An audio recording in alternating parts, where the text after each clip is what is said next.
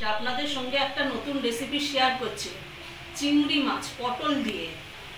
দেখুন তাহলে আমি কিভাবে বানাই। আমি এখানে চিংড়ি মাছগুলোকে চোকলা ছাড়িয়ে ধুয়ে নিয়েছি। এটাকে আমি নুন হলুদ মাখিয়ে নেব। নুন দিয়ে দিলাম, হলুদ দিয়ে দিলাম। এবার আমি চিংড়ি মাছটাকে একটা চামচ দিয়ে মাখিয়ে নেব। এখানে আমি পটলগুলোকে এভাবে ডুমু ডুমু করে কেটে নিয়েছি চোকলা ছাড়িয়ে। আর এখানে একটা বড় সাইজের আলু নিয়েছি, একটা বড় টমেটো নিয়েছি, আর 5টা কাঁচা লঙ্কা আর হাফ ইঞ্চির মতো আদা নিয়েছি। এগুলোকে আদা, কাঁচা লঙ্কা, টমেটোটাকে আমি মিক্সিতে পেস্ট করে নেব। গ্যাসটা ধরিয়ে দিলাম, কড়াইটা বসিয়ে দিচ্ছি। কড়াইতে আমি সাদা তেল দিয়ে দিচ্ছি, আপনারা চাইলে সর্ষের তেলও ব্যবহার করতে পারেন। তেলটা গরম হয়ে গেছে, এবার আমি চিংড়ি মাছগুলোকে ভেজে নেব।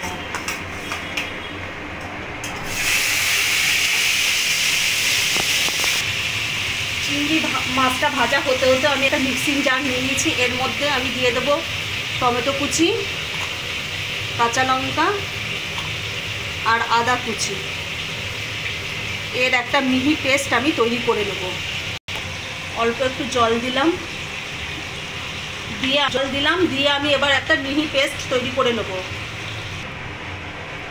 মিহি পেস্ট আমার তৈরি করা হয়ে গেছে। চিংড়ি মাছগুলো ভাজা হয়ে গেছে, এগুলোকে আমি তুলে নেব।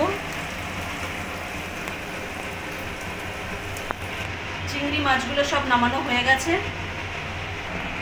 চিংড়ি মাছ ভাজার তেলেই আমি এখানে পটল আর আলুটা ভেজে নেব।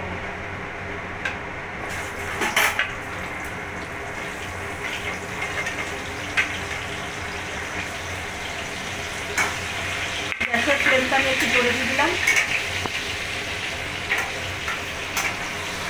ভালো করে নাড়িয়ে নিচ্ছি। পটল আর আলুটাকে লাল লাল করে ভেজে নেব আমি। পটল আর আলুর মধ্যে আমি একটু নুন দিয়ে দিচ্ছি, আর অল্প একটু হলুদ দিয়ে দিলাম একটু। ভালো করে নাড়িয়ে নেবো, আর এগুলোকে ভালো করে সুন্দর করে ভেজে নেব আমি। আলু আর পটলগুলো ভাজা হয়ে গেছে, আমি নামিয়ে নিয়েছি। এখানে ফোড়নে আমি দেব একটা তেজপাতা, একটা শুকনো লঙ্কা, গোটা জিরে, 2টো ছোট এলাচ আমি ফাটিয়ে নিয়েছি, আর 2টো দারচিনি। এগুলোকে আমি ফোড়নে দিয়ে দেবো।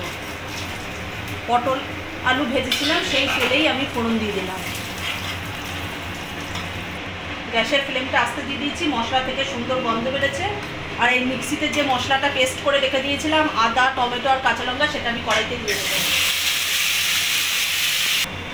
একে একে অন্যান্য উপকরণগুলো দিয়ে দেবো। নুন, পরিমাণ মতো নুন দিয়ে দিলাম।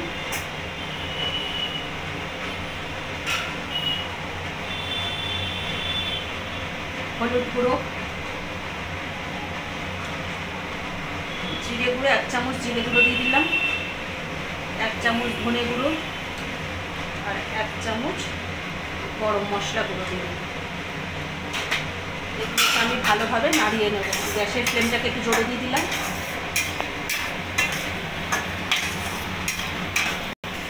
মশলাটা সুন্দর ভাজা হয়ে গেছে, মশলা থেকে তেল ছাড়ছে, এবং ভেজে রাখা পটল আর আলুটা আমি দিয়ে দেবো। এবার এটা দিয়েও ভালো করে আমি কষিয়ে নেব। মশলার সাথে পটল আলুটা ভালো করে কষানো হয়ে গেছে। এর মধ্যে আমি মিক্সিতে যেটা পেস্ট করেছিলাম, যেটার মধ্যে সেটা ধোয়া জলটা আমি দিয়ে দেবো, আর একটু জল দেব।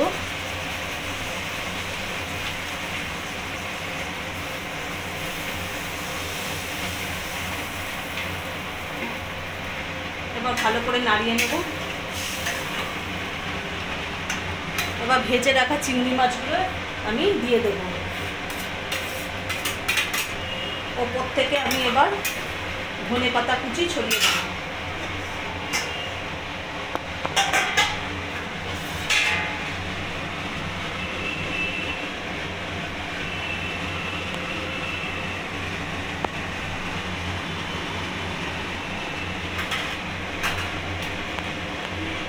এবার আমি এটা 5-7 মিনিটের জন্য আমি ঢেকে দেবো, কারণ পটল আর আলুটা ভালো করে ভাজা আছে, এর জন্য বেশি সময় লাগবে না।